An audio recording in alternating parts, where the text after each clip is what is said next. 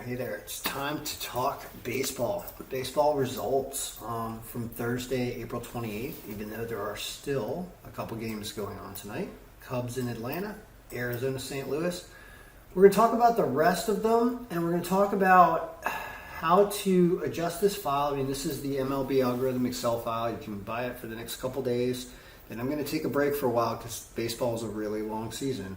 But you can get a copy of this, and I have a series of videos which I'll put in a playlist that you can view to see all the different ways that you can update this file and all the different sheets.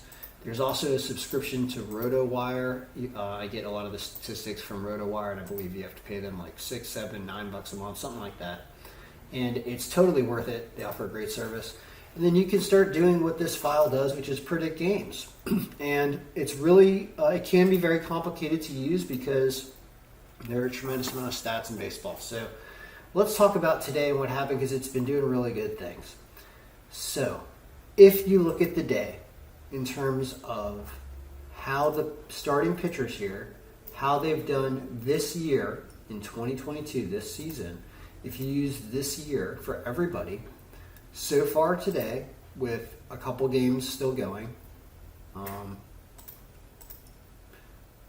this Atlanta-Chicago game is not over yet. It goes like 7-5 with wins up top and then a bunch of losses here. Now, it's good to have the wins on top. Things like San Diego winning is fantastic. They covered. They scored a lot of runs. Great. Houston barely won, held on and wins 3-2.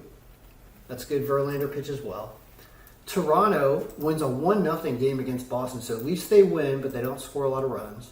Miami holds on, doesn't score as many as they could have, and beats Washington. Here we're starting to get to some interesting things with Colorado and Philadelphia, which I'll discuss in a minute. Yankees put up a ton of runs late and win, so the odds makers had the Yankees as a really big favorite. They do put up a lot of runs. They do win by a bunch. Minnesota wins by a bunch. Great.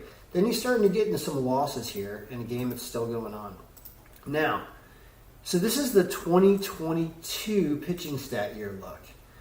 That is what we are going for as we go throughout the season. As I leave you with this file on April 30th and you continue to update it if you're using it, you're going to want to be using pitcher 2022 stats for the most part as we get into May because there will be enough innings pitched for it to be a reasonable assessment of what's going on.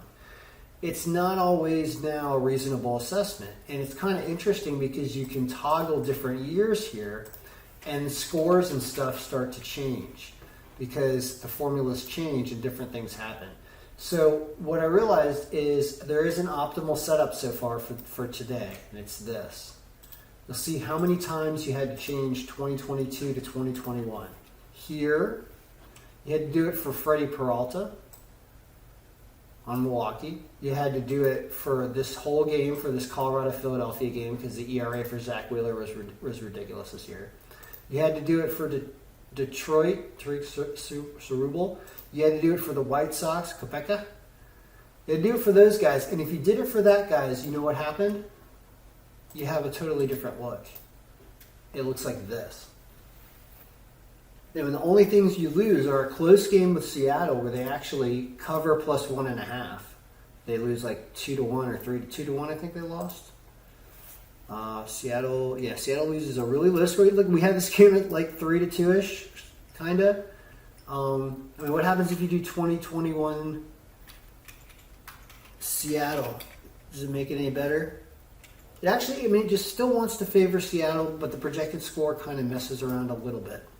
Point is, low scoring game that Tampa Bay wins, and so you can't really get them off the list here. And then with Cleveland, you can't get them off the list here either. And the problem with Cleveland is that their lineup factors are pretty good, not as good as LA's, but what happened here? They just cannot hit.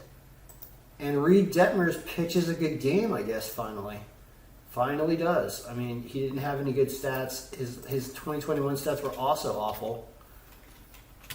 They were even worse. So the game gets even worse. You couldn't make Cleveland lose this game.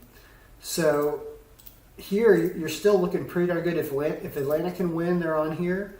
And then there's the St. Louis game, which is right up here in this scenario where we don't do anything to it. If you switch the St. Louis game around, which is going on right now, switch all these games around. Let's try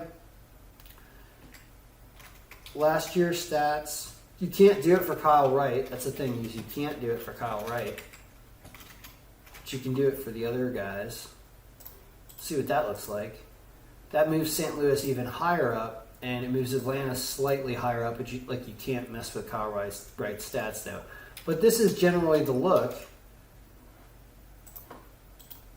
as I know it right now.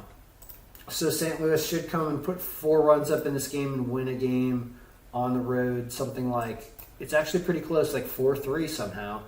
Could be a little closer than you think, so it's not necessarily worthy of the line. And Atlanta, with an Acuna in here, also a low-scoring game they can only apparently win by a run over Chicago. So that's what it's saying. Anyway, good luck, everybody. That's the recap for tonight. I'm off to other things, and I'll be back for a video for everything tomorrow. Go over NBA, go over NHL, and stuff like that. All right, good luck. May all your picks be winning and have one.